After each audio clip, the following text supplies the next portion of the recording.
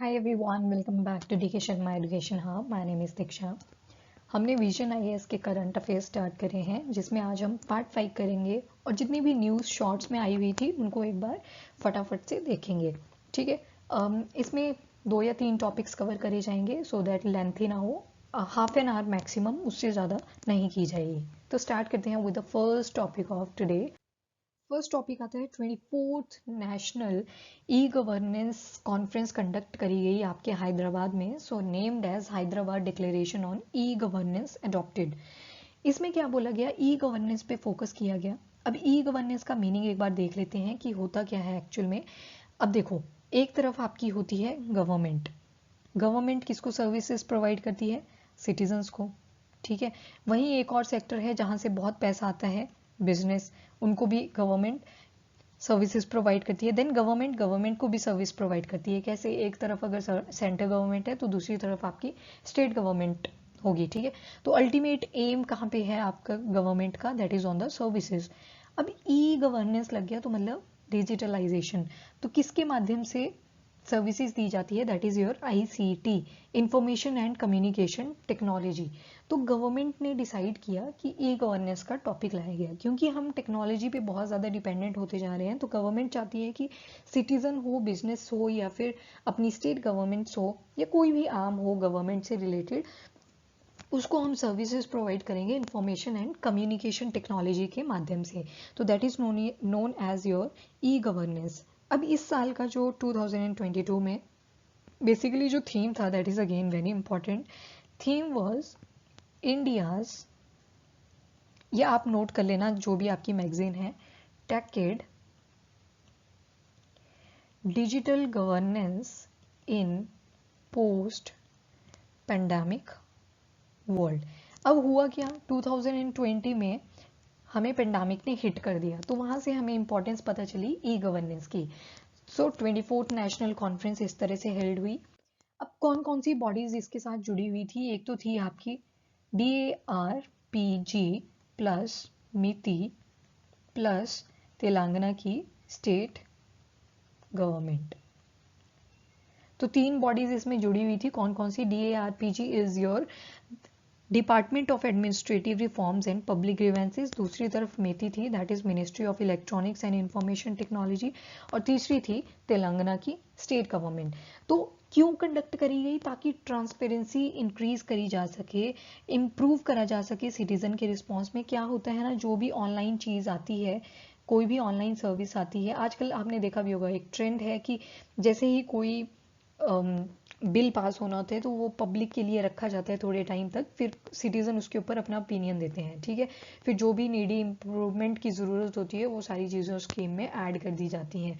तो उसी के लिए इसमें अब क्या किया जाएगा, ट्रांसपेरेंसी को इम्प्रूव किया जा सके, इक्विटी को इंश्योर किया जा सके। इक्विटी से क्या पता चलेगा कि डेमोग्राफी में कौन से लोग जो हैं वो काफ़ी अच्छी पोजीशन पे हैं, कौन से थोड़ी कम पे हैं और कौन से बहुत कम पे हैं। तो जो बहुत कम पे होंगे उनको ट्राई किया जाएगा कि इनको भी अच्छी पोजीशन पे लाया जा सके। तो एक तरह से सोशल एम्पावरमेंट का ये काम करेंगे। कौन? That is your e governance के माध्यम से। अगर की हाइलाइट्स की बात करूं हैदराबाद के डिक्लेरेशन की, यहाँ हम पहुंच के, ये हमारा कंप्लीट हो चुका है इतना पोर्शन। नाउ की highlights of the Hyderabad declaration. यहाँ पे क्या हुआ, जैसे कि हमें पता है हमारी कंट्री भी इनोवेटिव है, बहुत सारे आइडियाज़ लेके आती है रिलेटेड टू द टेक्नोलॉजी। तो यहाँ पे डिसाइड किया गया कि हमें और ज़्यादा फोकस करने की ज़रूरत है ताकि हम टेक्नोलॉजी की हेल्प से किस चीज़ को प्रमोट कर सकें? That is your e governance. ठीक है। That is the major focus on the Hyderabad declaration. फिर बोलता है कि ट्रांसफॉर्म सिटीजन सर्विसेज। अब देखो, जहाँ भी हम फॉर्म फिल करते हैं वहाँ पे क्या होता है, आपका आधार कार्ड लगता है। ठीक है। फिर उसके बाद आधार कार्ड लग गया, आपको पेमेंट करनी है, वहाँ पे आप यूपीआई यूज़ करते हो। फिर आपको बहुत सारे डिजी लॉकर अवेलेबल हैं, उमंग जैसे आ गया, फिर आपका ई साइन आजकल चल रहा है। तो these all are included in the services. ये सिटीजन्स के लिए ही बनाए गए हैं, बनाए ऑल द गवर्नमेंट ने हैं, बट बनाए किसके लिए गए हैं? That is for your citizen. फिर अगला आता है fast track implementation of national public services. अब देखो, बहुत सारे ऐसे पब्लिक डिजिटल प्लेटफॉर्म्स हैं, आपके हेल्थ से रिलेटेड हो गए, आपके एजुकेशन से पर्पस से हो गए, एग्रीकल्चर से हो गए, बहुत सारे डिजिटल प्लेटफॉर्म हैं। पर कई बार आपने देखा होगा हैंग हो जाती हैं। जैसे एक ऐप है दीक्षा ऐप, ठीक है, उसमें एनसीईआरटी का बहुत अच्छा कोलैबोरेशन दिया हुआ है, सारी एनसीईआरटीज आपको इस ऐप से मिल जाती हैं, but some time it hangs a lot, ठीक है, बहुत ज़्यादा हैंग करती है। तो गवर्नमेंट का एक ये भी फोकस रहा कि किस तरह से हम फास्ट ट्रैक इम्प्लीमेंटेशन इन चीज़ों का कर सकें। फिर बोला कि टेक्नोलॉजी जो है वो बहुत ज़्यादा इमर्ज कर रही है। फॉर एग्जांपल हमारे पास आजकल आर्टिफिशियल इंटेलिजेंस आ गई है, मशीन लर्निंग आ रखी है, डाटा साइंस आ गया है, ब्लॉकचेन आ गया है, देन आपका 5G आ गया है। बट टाइम के हिसाब से जित स्पीड से टेक्नोलॉजी इंक्रीज कर रही है उस हिसाब से लोग जो हैं फास्ट फॉरवर्ड नहीं हो पा रहे। तो ये भी गवर्नमेंट ने इसमें इनिशिएटिव लिया कि गवर्नमेंट को एक गाइडलाइन बनाई जाए प्रॉपर किसी भी टेक्नोलॉजी से रिलेटेड। फिर आता है अगला, that is the robust technology solution to withstand pandemic disruption. Pandemic से हमें ये तो पता चल गया कि कहीं अगर ऐसा गैप आ जाए जहाँ से आपका एजुकेशन रुक जाए, आपका वर्क रुक जाए, आपकी बेसिक फैसिलिटीज़ रुक जाए, तो वहाँ पे आपको किस चीज़ की हेल्प लेनी पड़ेगी, that is your technology. Drones का हमें कॉन्सेप्ट यहाँ पे इम्पॉर्टेंट लगा ड्यूरिंग द पेंडेमिक, क्योंकि मेडिसिन जहाँ पे नहीं पहुँचाई जा सकती थी वहाँ पे ड्रोन्स की हेल्प से हमने मेडिसिन पहुँचाई। तो यहाँ से हमें किस चीज़ का पता लगा, इम्पॉर्टेंस ऑफ टेक्नोलॉजी। फिर बोला गया कि डिजिटल डिवाइसेस को ईजी बनाया जा सके, ताकि जो गवर्नमेंट है वो अपनी स्कीम को डिज़ाइन भी टेक्नोलॉजी पे करें और इम्प्लीमेंट भी टेक्नोलॉजी से करें। फिर इसके लिए एक national e governance service delivery assessment launch किया गया, that was adopted in collaboration with मिति के साथ, that is the ministry of electronics and information technology. So these were certain highlights of Hyderabad declaration. इसके बाद कुछ ई गवर्नेंस इनिशिएटिव्स भी आते हैं जो पहले लिए गए हैं। यहाँ पे आपका ये जो भूमि प्रोजेक्ट है ना, ये वाला, और यहाँ पे लोकवनी, ये दोनों सेम है, related to your land records. बस जो भूमि प्रोजेक्ट है ये आपका कर्नाटका का है, वहाँ पे ऑनलाइन डिलीवरी करी जाती है अब लैंड रिकॉर्ड्स की, और जो लोकवनी है ये आपका यूपी का है, that is again for handling of grievances related to land record maintenance. पर इसमें एक और चीज़ ऐड है कि कुछ भी एसेंशियल सर्विसेज होती हैं वो भी इसमें एडेड है। तो भूमि प्रोजेक्ट आपका कर्नाटका से रिलेटेड है, लोकवनी आपका यूपी से रिलेटेड है। ई सेवा आपकी आंध्र प्रदेश में चलाई गई, ज्ञान दूत इन मध्य प्रदेश, और सर्विस डिलीवरी इनिशिएटिव था ये ज्ञान दूत। फिर फ्रेंड्स जो है ये केरला में चलाया गया था। केरला में क्या, फ्रेंड्स का मतलब होता है fast, reliable, instant, efficient network for the disbursement of services. तो ये इनिशिएटिव कहाँ पे लिया गया, इन केरला। न्यूज इन शॉर्ट का सेकंड टॉपिक भी देख लेते हैं इसी वीडियो में। डिस्ट्रिक्ट गुड गवर्नेंस इंडेक्स हाल ही में रिलीज हुआ, कौन सी यूटी के लिए, फर्स्ट यूटी बन गई है हमारी जम्मू एंड कश्मीर, जहां पे DGGI रिलीज किया गया, ठीक है। किसने मिलके किया, तो दो बॉडीज थी, एक तो थी आपकी DARPG जो है department of administrative reform and public grievances, दूसरी कौन सी है, जम्मू एंड कश्मीर की अपनी एडमिनिस्ट्रेशन, ठीक है।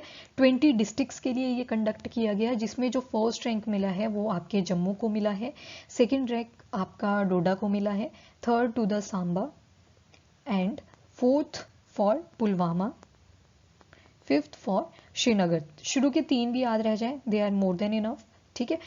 कितने इंडिकेटर्स लिए गए, 58 इंडिकेटर्स, उनको फर्दर 10 सेक्टर्स में डिवाइड कर दिया गया। वो 10 सेक्टर कौन कौन से आ जाते हैं, आपका एग्रीकल्चर आ जाता है, फिर आपकी human resource development, commerce, industry, public health, public infrastructure and utilities, economic governance, welfare and development, then public safety and judiciary, citizen centric governance. So these are the basic 10 sectors in these 58 indicators, ठीक है। इन sectors में distribute करा गया। Significance क्या होता है, आपके DGGI ठीक है रिलीज तो कर दिया, पर इसका सिग्निफिकेंस क्या होता है, बहुत ज़्यादा सिग्निफिकेंस रहता है। इससे क्या चीज़ें इंश्योर होती हैं, एक आपकी ट्रांसपेरेंसी, एक आपकी अकाउंटेबिलिटी, देन योर ट्रांसपेरेंसी वही इरेज हो गया, I am so sorry, transparency, accountability and citizen partnership increase कर रही है या नहीं। तो ये चेक कहाँ पे करेंगे, ऑन द ड्यूटी लेवल, ठीक है, जो गवर्नमेंट ने नए नए इंटरवेंशंस करी हैं पर्टिकुलर डिस्ट्रिक्ट्स में, वो वहाँ पे इम्प्रूव कर पा रही हैं, फ्यूचर में इम्प्रूव कर पाएंगी या नहीं, तो वो सारा कौन चेक करेगा? आपका DGGI। ओके, अब इसके बाद बोला गया है अगर ये डिस्ट्रिक्ट लेवल पे सक्सेसफुल रहता है तो इसको हम तहसील और ब्लॉक लेवल पे भी लेके जाएंगे। Okay, so that was your second topic, district good governance index. अब थर्ड टॉपिक देख लेते हैं, न्यूज इन शॉर्ट्स का ही था, करप्शन परसेप्शन इंडेक्स। फटाफट से इसको मैं शॉर्टकट में लिखती चलूंगी। किसने रिलीज किया? तो ट्रांसपेरेंसी इंटरनेशनल। दूसरा, अगर इंडिया की रैंक की बात करें तो था 85th आउट ऑफ 180 कंट्रीज, और अगर स्कोर की बात करें तो 40।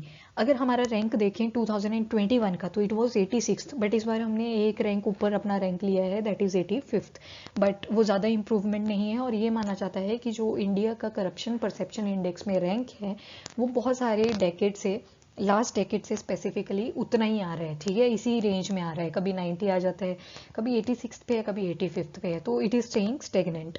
तो मतलब अभी पोजीशन जो है वो स्टेगनेंट ही है, तो ये इस पॉइंट में लिखा गया था। जो फर्स्ट रैंक आया है वो है हमारे डेनमार्क जी का एज यूजुअल, सेकंड है न्यूजीलैंड, थर्ड है फिनलैंड। ठीक है, तो इन्होंने first second and third rank हासिल करा है। और जो स्कोरिंग होती है इसकी स्केल चलती है फ्रॉम 0 to 100। 0 to 100 में क्या बोला जाता है? अगर 0 किसी का रैंक आता है तो मतलब बहुत ही ज़्यादा करप्टेड है वो कंट्री, ठीक है, क्या है? बहुत ही ज़्यादा करप्टेड। और अगर 100 आता है तो वेरी क्लीन। और डेनमार्क का अप्रॉक्सीमेट 86 के आसपास इसमें इस स्केल पे रैंक आता है, ठीक है, 86 के आसपास है। तो this was the very short news, corruption perception index. इसमें आपको अपना रैंक याद रखना है। और दूसरा, किसने रिलीज किया है? Transparency international. यहाँ से क्वेश्चन बन सकते हैं, और साथ में एक 0 to 100, इसमें से हाईली करप्ट कौन सा है? That is 0। 0 मतलब वो बिल्कुल ही 0 है, करप्शन में उल्टा होगा इसमें, थोड़ा ये याद रखना। 0 है मतलब बिल्कुल भी ऑनेस्टी नहीं है, बिल्कुल करप्ट बोलते हैं ना जिसको, that is at the 0। And 100 मतलब बहुत साफ है, ठीक है, like Denmark, New Zealand and Finland. So this was your third topic. Now the fourth topic is Open Data Week. ये चला from 17th to 21st of January 2022। कौन सी मिनिस्ट्री ने लॉन्च करा इसको? तो ministry of housing and urban affair. इसका main idea, main purpose, main aim क्या रहा? एक ऐसा प्लेटफॉर्म प्रोवाइड किया जा सके जहाँ पे इनॉर्मस अपॉर्चुनिटीज मिले। किस चीज़ की अपॉर्चुनिटीज मिले? For creating and promoting use of data in order to address the urban, complex urban actually issues। ठीक है, कि ये जो कॉम्प्लेक्स अर्बन इश्यूज हैं इनको किस तरह से टैकल किया जा सके, उसके लिए एक प्लेटफॉर्म प्रोवाइड किया गया जिसको बोला गया ओपन डेटा वीक। मोस्टली क्योंकि जो ऑनगोइंग कोविड-19 पैंडेमिक था अगेन, उसी की वजह से ये भी स्टार्ट किया गया। ठीक है, अब देख लेते हैं कि जो ओपन डाटा है उसका मतलब क्या होता है। ओपन डाटा कोई भी ऐसा डाटा जो कि फ्रीली यूज किया जा सके, जो फ्रीली एक्सेसिबल हो, जिसको रीयूज किया जा सके, या फिर कोई भी उसको रीडिस्ट्रीब्यूट कर सके। तो ये ओपन डाटा हो तो छोटी सी डेफिनेशन में जाता है कि फ्रीली यूज कर सकें, रीयूज कर सकें, रीडिस्ट्रीब्यूट कर सकें, पर इसकी एक ब्रॉड डेफिनेशन बनती है। कैसे बनती है वो देखेंगे हम इस छोटे से डायग्राम में। पहला आता है availability and access. Availability and access क्या बोलता है कि इजीली अवेलेबल होना चाहिए, और एक्सेस से क्या मतलब होता है कि लो कॉस्ट पे अवेलेबल होना चाहिए, लो कॉस्ट पे यूज किया जा सके जो डाटा। ठीक है, फिर आता है रीयूज एंड रीडिस्ट्रीब्यूशन। मतलब रीयूज एंड रीडिस्ट्रीब्यूशन में क्या बोलता है कि ऐसा डाटा होना चाहिए जो किसी भी रिस्ट्रिक्शन के बिना रीयूज किया जा सके, रीडिस्ट्रीब्यूट किया जा सके। मतलब यहाँ पे इन शॉर्ट क्या नहीं होनी चाहिए? रिस्ट्रिक्शन ये नहीं होनी चाहिए। और अवेलेबिलिटी में क्या आ गया कि एक तो ईजी टू यूज और इजीली अवेलेबल होना चाहिए, और दूसरी लो कॉस्ट होनी चाहिए। ठीक है, वहीं पे थर्ड पॉइंट आपका आ जाता है, that is the universal participation. Universal participation का क्या मतलब है? Anyone and everyone can access and reuse it.